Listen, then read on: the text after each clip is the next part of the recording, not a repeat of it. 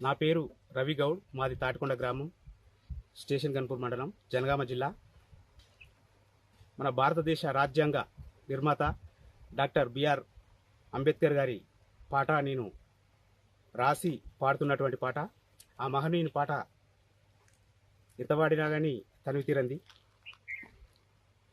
నింగి నేలా నిన్ను తలిచే క్షణము, మన భారతదేశం నిన్ను కీర్తించెను అనుక్షణం. నింగి నేలా నిన్ను తలిచే క్షణము, మన భారతదేశం నిన్ను కీర్తించెను అనుక్షణం. ఆ